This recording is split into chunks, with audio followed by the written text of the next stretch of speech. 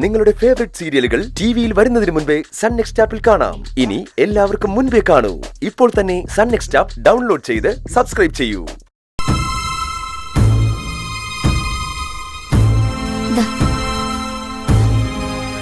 അപ്പൊ ഭാനുമ്മ പറഞ്ഞതുപോലെ ഇന്ദ്രേട്ടൻ അവരെ പേടിച്ചിട്ട് തന്നെയാ മാറുന്നതല്ലേ?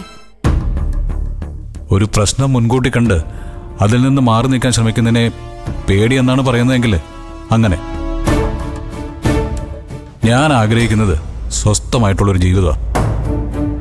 ഇനിയും എൻ്റെ വീട്ടിൽ നിർത്തി അനുവിനെ കഷ്ടപ്പെടുത്താൻ എനിക്കാവില്ല.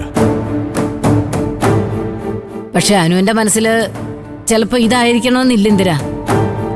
നിങ്ങൾ വീണ്ടും ഒന്നായ ശേഷം അവൾ ആ വീട്ടിലോട്ട് വന്നത് തന്നെ സുശീലയെ കൊണ്ട് അവളെ അംഗീകരിപ്പിക്കാൻ വേണ്ടി തന്നെയാ. അതിലവളൊരു പരിധി വരെയും ജയിക്കുകയും ചെയ്തു.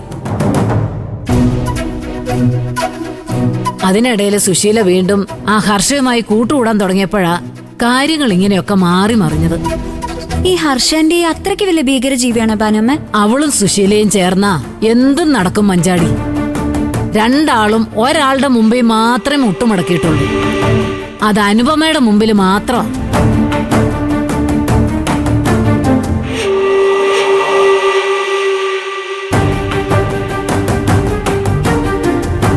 അവളെയും ഇന്ദ്രനെയും തമ്മിൽ അകറ്റുകയാണ് അവരുടെ ഏറ്റവും വലിയ ലക്ഷ്യം. അവരോട് മത്സരിച്ച് ഇന്ദ്രന്റെ കൂടെ ജീവിച്ചു കാണിക്കുന്നതാ അനുപമയുടെ വിജയം.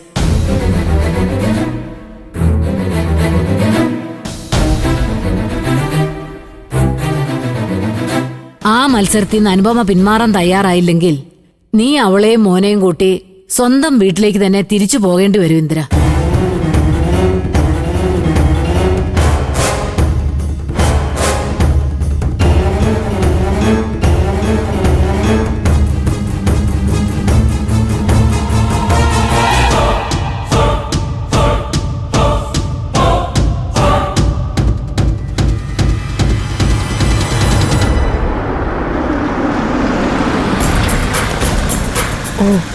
Gate അടച്ചിരിക്കുകയാണല്ലോ anti.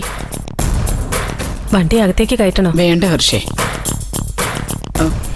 ഇനി എന്നെ കൂടി കണ്ടിട്ട് മക്കളുടെ അഭിമാനമൊന്നും വ്രണപ്പെടണ്ട.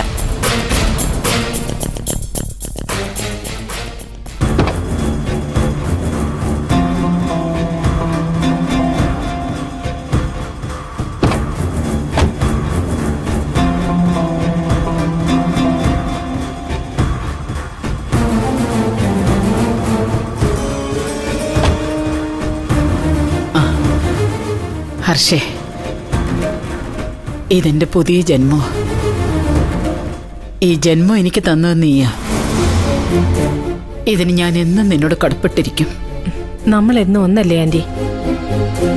നമുക്കിടയില് നന്ദിയും കടപ്പാടും ഒന്നും വേണ്ട. ആന്റി ചെല്ല്.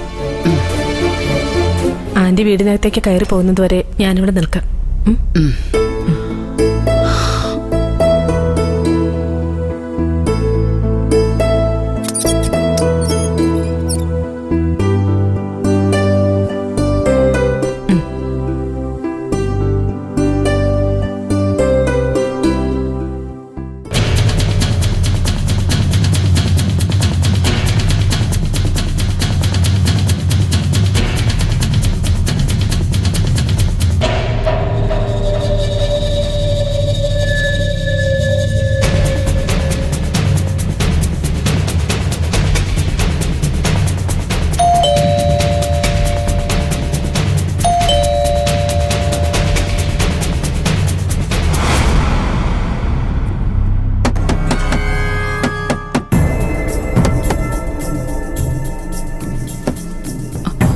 ഇവിടെ ആരുമില്ലേ?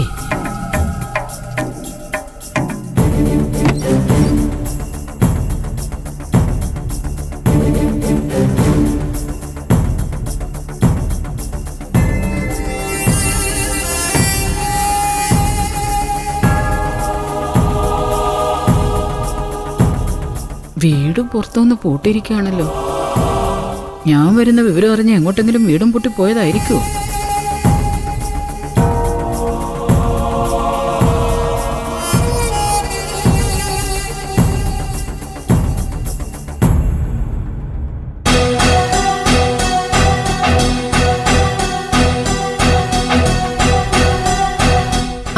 എന്തു പറ്റി ആന്റി?